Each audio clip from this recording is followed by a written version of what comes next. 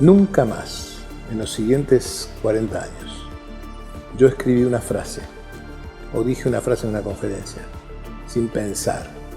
¿Lo entendería mi mamá? Si lo entendería mi mamá, está bien. Si mi mamá no lo entendería, hay que cambiarlo.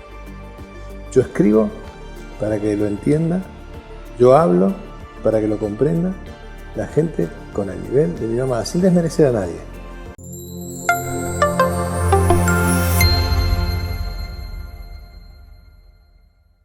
Soy el Master Coach con Programación Neurolingüística Edmundo Velasco. Y bueno, hoy tengo un gusto especial y un gran privilegio de conversar con uno de los grandes. Y cuando digo uno de los grandes es porque es real. Es uno de los grandes en el ámbito del desarrollo humano, de la superación. Y personalmente, a mí y mi esposa nos ha ayudado mucho con sus libros y para mí es un honor recibir a Jorge Bucay. Gracias, Jorge, por darnos esta entrevista. Al contrario, muchas gracias. Me siento muy halagado también yo. Gracias. Pues mira, la conferencia fue espectacular. Creo que te puedo decir que ha sido de las mejores conferencias que he escuchado, de verdad. Y algunas de las cosas que quisiera pues retomar es que da la impresión, Jorge, de que le hablas a cada persona. Aunque lo haces en general, da una impresión mágica de que le hablas al corazón de cada persona y le estás escribiendo su vida. Y una de las preguntas que me hacía es, ¿lo planeas o te sale? ¿Simplemente es un don que tienes o es algo que planeas y lo vas... Yo diría que la respuesta a eso, si lo planeo o me sale, la respuesta es sí. Así simplemente sí, porque en realidad esta es una manera que se ha ido desarrollando con los años. Hace 30 años que yo me deparo delante de la gente y doy conferencias. No hay muchos de nosotros que hace 30 años que estén frente a la gente, primero que nada. Segundo, me parece a mí que hay algunas cosas que uno de alguna manera tiene la bendición de haber ligado en el reparto. Como yo expliqué, ¿no? Hay cosas que tú ligas en el reparto de atributos, virtudes y facilidades, herramientas que nacen contigo. Y esto yo he tenido la bendición y la suerte de haberla recibido, la posibilidad comunicativa sencilla. Para bien y para mal, ¿no? La gente me dice, leo tus libros y parece que te estuviera escuchando. Yo digo, no es extraño, yo escribo como hablo, porque no soy un escritor, soy más un orador que un escritor, soy más un docente que un terapeuta. Y entonces, de muchas maneras, yo transmito desde un escenario, frente al público, las mismas cosas que yo he hablado durante muchos años con mis pacientes, en el mismo tono coloquial en el que aprendí a hacerlo en mis pacientes y desde el mismo enfoque empático de la Gestalt, que no es el distante de algún otro psicoanálisis ortodoxo con el que yo estudié, como tú, no había otra posibilidad de estudiar nada, ¿no? Pero el mundo ha cambiado, ¿no? Y entonces hemos aprendido a acercarnos. La historia de que yo hablo para cada uno tiene una explicación que me da mucho halago contarte. Cuando yo empecé a escribir por primera vez algún artículo en alguna revista, mi madre, como todas las madres, se sentía muy orgulloso de que su hijo escribiera y que lo que escribía su hijo lo publicara. Pero mi madre había dejado el colegio primario cuando estaba en tercer grado. Así que mi madre conocía las letras, pero no sabía leer. Es decir, podía leer, pero no comprender la lectoescritura. Y entonces, de vez en cuando, ella me pedía que yo le lea lo que escribí para que ella pudiera entenderlo y para sentirse orgulloso de eso. Y dije, bueno, normal, es una madre. Y entonces yo insistí para que mi madre retomara y aprendiera a leer.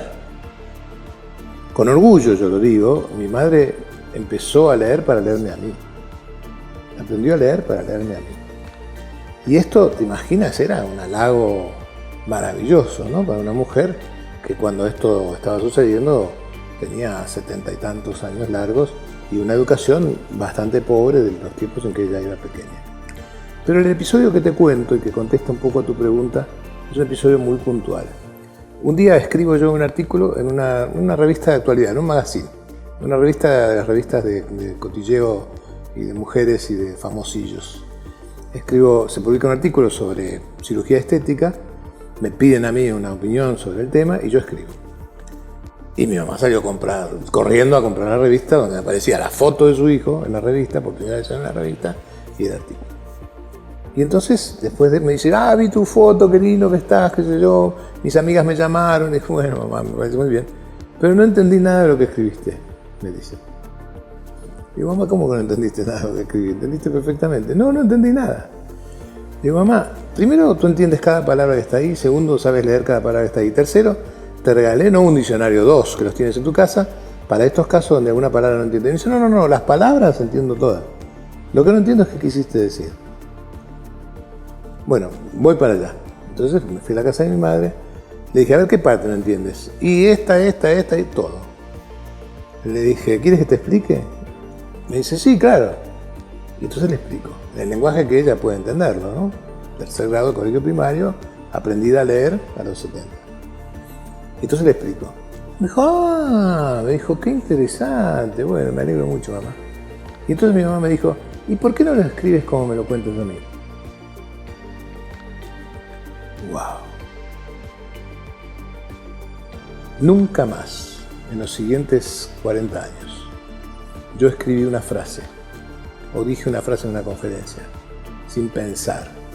¿Lo entendería mi mamá? Si lo entendería mi mamá, está bien. Si mi mamá no lo entendería, hay que cambiarlo. Yo escribo para que lo entienda, yo hablo para que lo comprenda la gente con el nivel de mi mamá, sin desmerecer a nadie. ¿Por qué? Porque creo que si lo entiende mi mamá, Nielsen también lo puede entender. Pero si lo entiende él, no quiere decir que lo entienda mi mamá. Esa es mi vara. Y cuando me subo arriba de un escenario, allí entre la gente, está mi mamá también. Que yo necesito que entienda lo que digo. Y para que lo entienda, tengo que hablar en el lenguaje que él habla, si no, no entiende.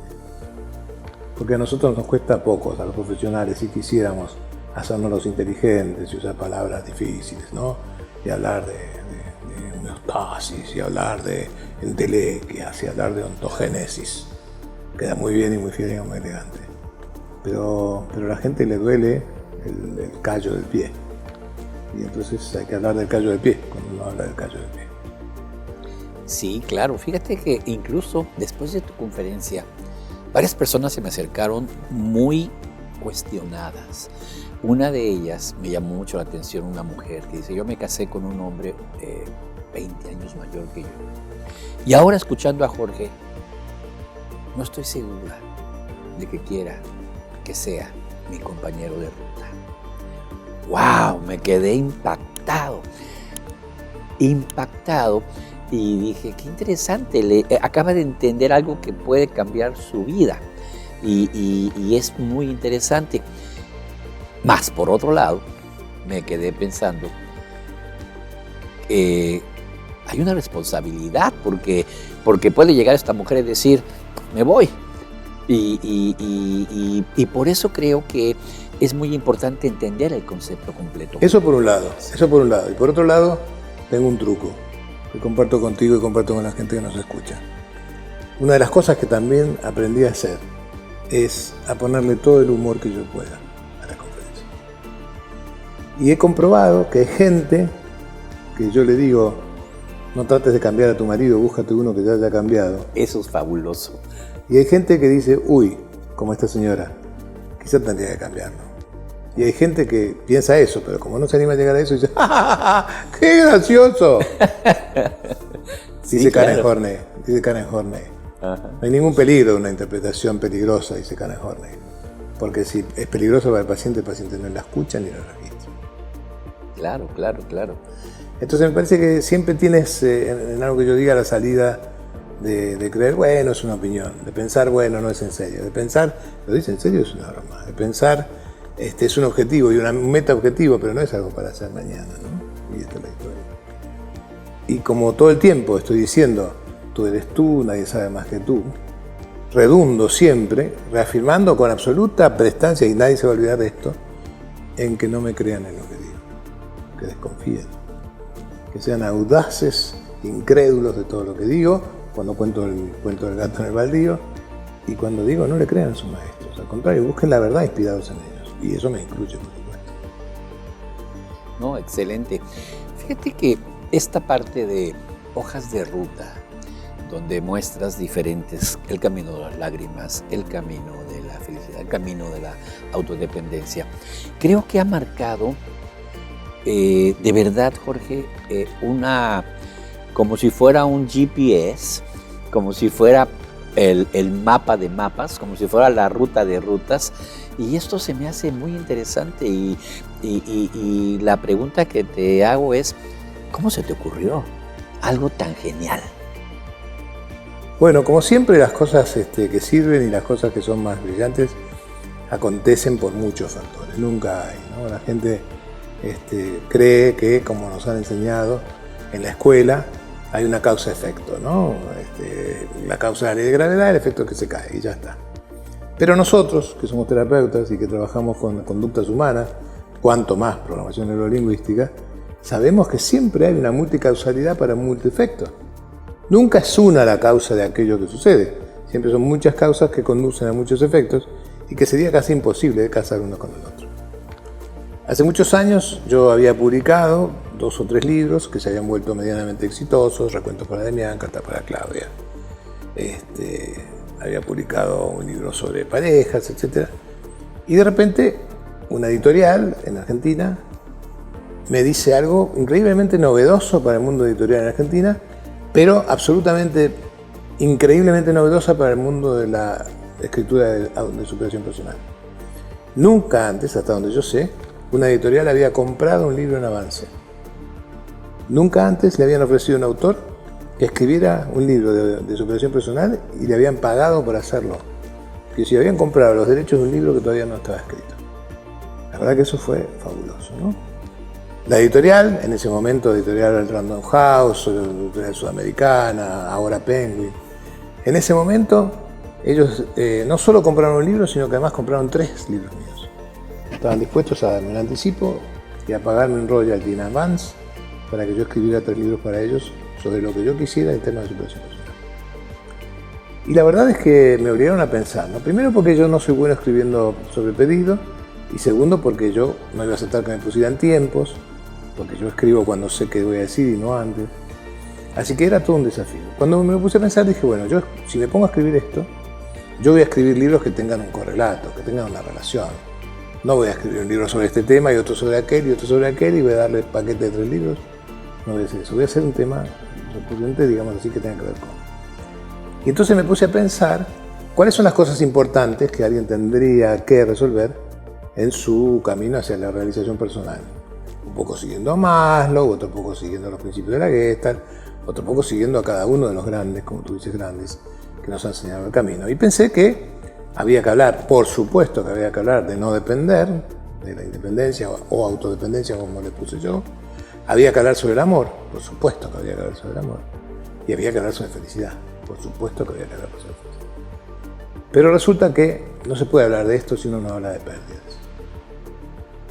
Y entonces estábamos complicados, porque eran 4, no eran 3. Entonces hablé con la editorial y le dije, lo siento, yo 3 no voy a hacer. Si quieren 4 libros hacemos, y si no quieren 4 libros, muchas gracias. No, hacemos 4. Y entonces encadené estos 4 libros como una hoja de una bitácora, justamente porque creo que son los 4, ¿sí? Y cuando terminé de escribir el último, El Camino a la Felicidad, entonces presenté los 4 libros en orden, que era El Camino de la Autodependencia, El Camino del Encuentro, El Camino de las Lágrimas, que habla sobre duelos, y El Camino a la Felicidad, que de muchas maneras reproducen otra vez la misma historia de quién soy, dónde voy y con quién. Finalmente, agregándole el tema del duelo. Pasó algo muy interesante, ¿no? Como tú bien dices, esto cerraba, ¿no? Como un nudito y roqueladito y precioso. Pero asombrosamente, con el paso del tiempo, 10 años después, descubrí que faltaba un camino. Una cosa rara, ¿no? Todo cerradito, todo programado, faltaba un camino, faltaba el camino de la sabiduría. Uno no podía quedarse con ser feliz, también debía trabajar para ser más sabio cada vez. Y lo escribí, no forma parte de las hojas de ruta, pero está ahí, es un quinto camino. Y 10 años después me volvió a pasar. Y entonces escribí sobre el camino espiritual, que era el camino que faltaba.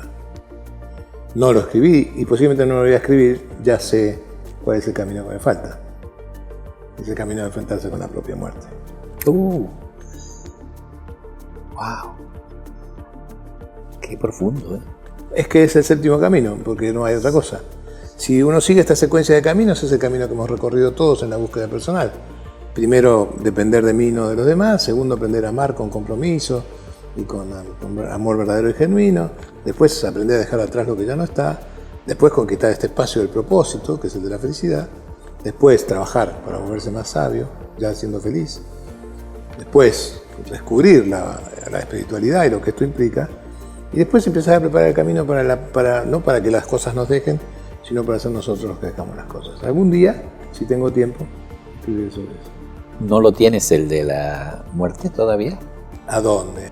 Acá sí. No lo has escrito todavía, no lo has plasmado. Fíjate que me parece que a la gente con tus libros les pasa lo mismo que con las películas como Harry Potter, como El Señor de los Anillos, donde hay una serie, una saga. Sería buenísimo, porque Harry Potter vendió 600 millones de copias. Sí, no, de verdad. Sería buenísimo que le pase lo mismo. ¿Escuchó? Que le pase lo mismo. Estoy de acuerdo, quiero que sepa.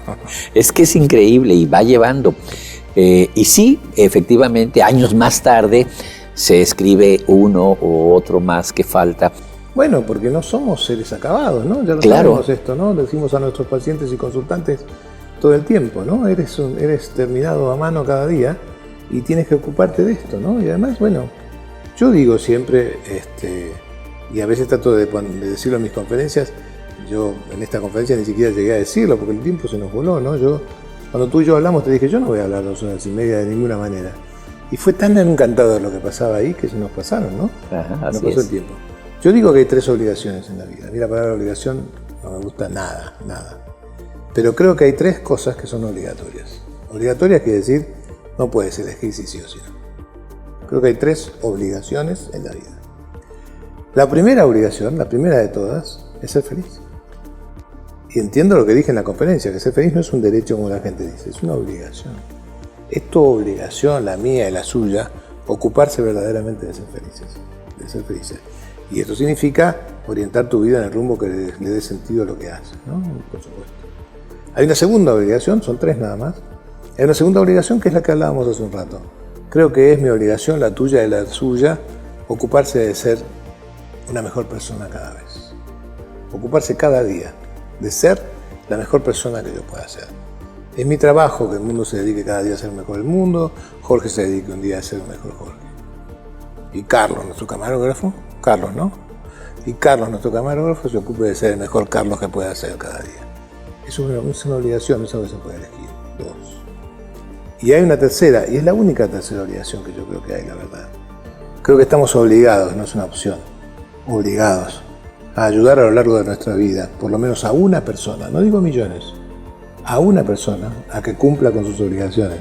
Esto es, ayudar por lo menos a uno a que se dé cuenta que su obligación es ser feliz y a que se vuelva cada día una mejor persona. Y esta es nuestra responsabilidad. No, pues está excelente, es una excelente hoja de ruta también para poderlo... Bueno, porque yo he privilegiado muchas veces la forma sobre el contenido y he sido capaz de disimular a veces la preciosidad de un concepto en alas de su comprensión. Porque me parece que tú siempre puedes complicarlo si yo lo simplifico. Al revés no. Así que creo que intento, digamos así, priorizar la historia de la didáctica, pero además tengo, por supuesto, como bien decíamos, una serie de cosas que han pasado para esto. Yo he nacido en una casa donde había 4 inmigrantes, mis 4 abuelos, mis 2 abuelos, mi abuelo y mi abuela paterna, mi abuelo y mi abuela materna, que habían venido de Oriente, de Medio Oriente, los 4. 2 judíos y 2 árabes. Los 2 judíos contaban cuentos del Talmud, los 2 árabes contaban cuentos de Derviche. Pero en mi casa estaba plagada de cuentos, había cuentos por todos lados para todas las cosas. Esos cuentos fueron parte de mi educación y mi formación, y esos son los cuentos, muchos de ellos, que yo he contado después. Si uno agarra mis 30 libros, 30, cada vez que lo digo me aterro. Si uno agarra mis 30 libros todos juntos y empieza a contar, va a descubrir, dice mi editor, que hay 484 cuentos ahí.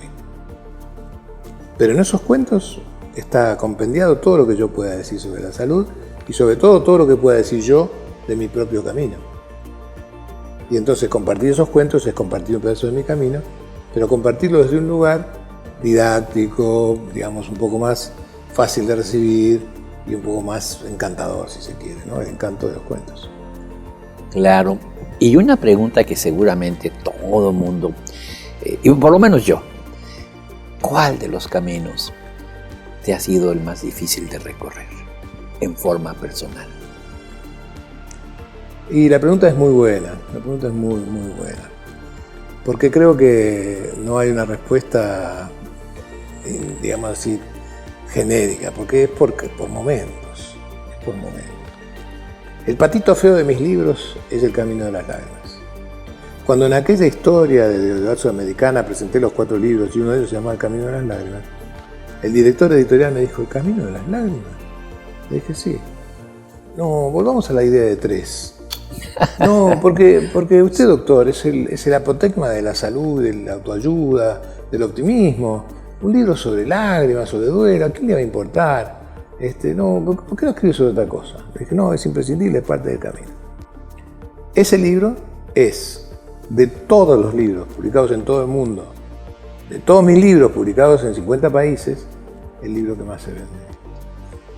Y en México, ni que hablar. Lejos, lejos, lejos de todos los demás. Así que ese es un libro valioso para mí, importante para mí, que me costó mucho escribir porque tuve que buscar muchas referencias, porque en el prólogo del libro dice, y la verdad, por suerte para mí, digo yo en el prólogo, cuando yo escribo este libro, no he perdido nunca un ser querido como para saber de qué hablo. Voy a contarles lo que leí, lo que me enseñaron y lo que vi en otros, pero no mi experiencia personal, porque no la he vivido. Después la he vivido, ¿no? Y de hecho esto es un tema también, ¿no? Ayer contaba yo en la conferencia que el momento más triste de mi vida fue la muerte de mi madre, ¿no? Y la muerte de mi madre me dejó triste, muy, muy triste. Y en medio de esa tristeza de la cual me costaba salir y no sé si quería salir, el mejor amigo que tuve en la vida, que se llamaba Héctor, se acercó un día con un paquetito envuelto de regalo y me dijo, te traje un regalo. Y hacía 3 días había muerto mi madre. ¿Un regalo para mí? Me dice, sí, toma. Digo, ¿qué es? Un libro. Entonces abro el paquete y está mi libro, El camino de las lágrimas. Y me dice Héctor, este es un libro que escribió un amigo mío, al que yo quiero mucho, y que a mí me ayudó mucho cuando murió mi padre. Te sugiero que lo leas, quizás te sirva. Y lo leí como lector, no como el autor que lo había escrito. Y a mí me sirvió. Entonces, cuando tú me preguntas cuál es el libro que más me costó, no sé. Pero el que más me impactó haber escrito es El camino de las lágrimas, sin lugar a dudas. Tiene sentido lo que dices. Creo que, en mi caso también, creo que el camino que más me ha costado recorrer es el camino de las lágrimas. Así como tú hablas de la muerte de tu madre, lo cual es una experiencia muy fuerte, yo tuve la muerte de un hijo. Un hijo de 18 años fallece en un accidente automovilístico y tu libro me sirvió mucho. Y tu libro me ayudó a encontrar sentido a cosas que en su momento parecen caóticas, sí, devastadoras, no me levanto más, ya no puedo, aquí me quedo. Y de verdad que creo que tienes toda la razón, es quizás uno de los caminos que más nos va a costar trabajo recorrer, pero al mismo tiempo que más necesitamos recorrer, por eso es el libro más vendido. Yo creo que sí, porque en última instancia, si quieres andar por el camino, vas a tener que alivianar tu mochila de vez en cuando, y esto significa dejar atrás cosas que ya no están, ¿no? Ya no están. Sí, fíjate que nosotros manejamos, y lo he escuchado mucho como terapeutas, el concepto de la gran liberación que te genera ver el dolor, enfrentar el dolor. O sea, tocarlo, ver el verdadero dolor, porque al final eso es lo que enferma a la gente, eso es lo que la mata, el evadirse, y lo mete a las drogas, y lo mete al alcohol, y lo mete a todo esto, ¿no? Me parece que tu libro es genial en ese sentido. Quizás no te das cuenta, pero llevas a la gente de una manera magistral a enfrentarse de una manera verdadera con el dolor. Bueno, muchas gracias. Te agradezco que me lo digas, se lo agradecemos a todos los que leyeron y bueno, a mi madre. Sí, claro. Que es la que gestó al este final, modelo finalmente. Sí, sí, ¿no? sí. Experiencias que todos tenemos y los que no las tienen las van a tener. Seguro, pero hay que aprender también en la vida cotidiana a hablar fácil, ¿eh? Hay que aprender a no complicar las cosas, hay que aprender a no hacérsela difícil al otro, ¿eh? Hay que aprender a hacer el intento, por lo menos, de que entiendas lo que quiero decir cuando lo digo y no dejarlo librado a tu imaginario, ¿no? Hay que aprender a, como decía Peirce, a privilegiar lo obvio, ¿no? Y no olvidarse de ello, sobre lo imaginario. Excelente. Y finalmente, Jorge, después de todos los caminos que has recorrido y todo lo que has llevado, ¿sientes que hay algo que todavía te falta de decirle a la gente, además del camino de...? No, ese es un tema que no sé si voy a llegar a hacerlo y está muy bien que lo dejes afuera, ¿no? Pero si le preguntas a cualquier autor, y tú has escrito y tú sabes de lo que hablo, si le preguntas a los autores cuáles son sus libros favoritos, te van a decir el primero, el que me estrené como autor, el que me sorprendió a mí poder escribir, y el último, porque el último es el que contiene todo lo que tú eres y todo lo que tú sabes. Acabo de terminar de publicar en El Mundo un libro que se llama Cuentos clásicos para conocerte mejor. Es un libro que relata los 15 cuentos clásicos para niños de la historia. Pinocho, Blancanieves, La Bella Durmiente, ese tipo de cuentos, Patito Feo, por supuesto.